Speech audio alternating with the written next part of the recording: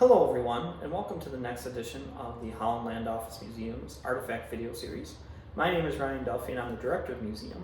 And this week we're going to talk about two more important women to Batavia's history and that played an important role throughout the first half of the 20th century. And they are local lawyer Alice Day Gardner and local community activist Kate Fisher McCool.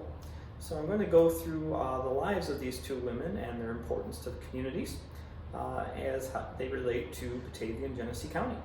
So our first lady, Alice Day Gardner, was born Alice Day on November 15, 1873. She was actually born into a family of lawyers, which explains her career path. She attended Batavia High School and then graduated from Smith College in 1896. After graduating from college, she went on to clerk in her father's law practice before enrolling at the University of Buffalo's Law School, and she would actually graduate with her law degree from there in 1901. Alice was the only female member of the class of 1901, yet still received the highest marks in the entire class, and actually received a prize of $75 for completing the two-year program a semester early. In 1907, Alice would marry Fred Gardner, who was one of her fellow classmates at the Law School of Buffalo. But his real passion was farming, so they actually bought a farm in Alexander on Brookdale Road called Locust Level Farm, and that's where they would spend the rest of their lives together, though Alice would continue in the law program, but they had the family farm as well. They would have 6 children together, and 2 of their sons would actually go on to continue the family tradition of practicing law. Alice would practice law with her father until his death in 1904, and then she would practice law with her brother George. Eventually, the family firm became Day & Gardner in 1918. Eventually, Alice would practice with her son Harris Day Gardner until her retirement in 1951. Upon her retirement, she was awarded by the Genesee Bar Association for 50 years of practicing law. Though even in retirement, she would still handle occasional cases and would be a special counsel to the family law firm. Besides her law career, Alice Day Gardner was also a significant member of the community, as she was a leading member of the Presbyterian Church and was a founding member of the Ware class, which was created through the church in order to help children of the community, and was a major benefactor of the children's home, which was located in the former Richmond Mansion. And Alice was a founding member of that and was a leading supporter of it. Now, Alice Day Gardner would die in April 1962, but she would go on to have a rather famous local family member as well. The author John Gardner was actually her grandson. Now we'll move on to our other famous lady, and that is Kate Fisher McCool. Now, Kate Fisher was born in Hamilton, Ontario on October 1st, 1861. Now, her father died right around her first birthday, and her mother moved with her daughter to Batavia, and that's where they would actually spend the rest of their lives here in the city at 427 East Main Street.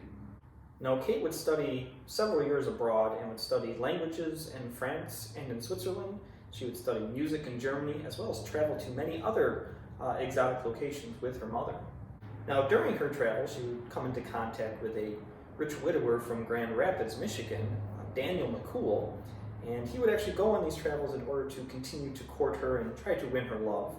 And she would eventually agree to marry him after he was injured in a shooting accident on her 40th birthday. She agreed to marry Daniel because she thought he would not survive the ordeal, though he ended up doing so. And in 1904, they moved back to Grand Rapids, Michigan, where they would live for some time until Daniel's death 12 years later, and Kate would move back to Batavia to live with her mother.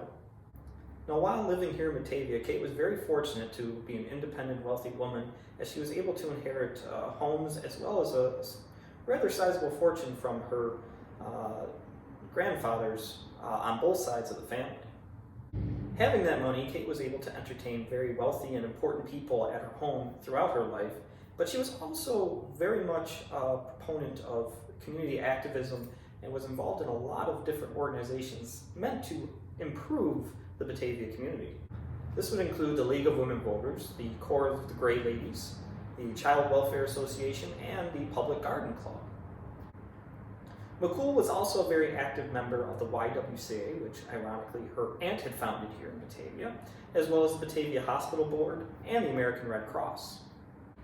She was also a very active member of the war effort during World War I. Now, Kate Fisher McCool would pass away in 1948 at the age of 87, leaving her indelible mark in just many organizations here in Batavia.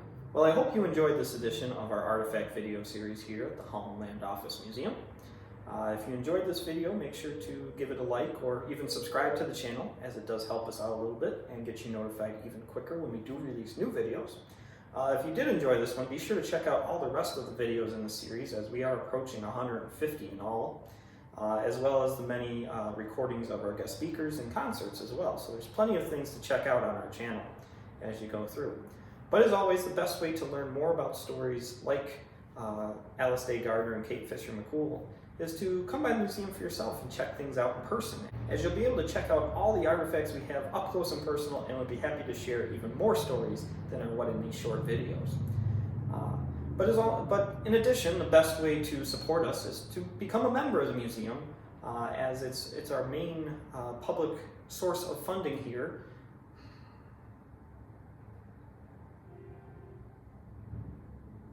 And as you visit and check out these videos, please consider becoming a member of the museum, as it's one of our major ways that we support the activities that we do here, including making these videos for our YouTube channel.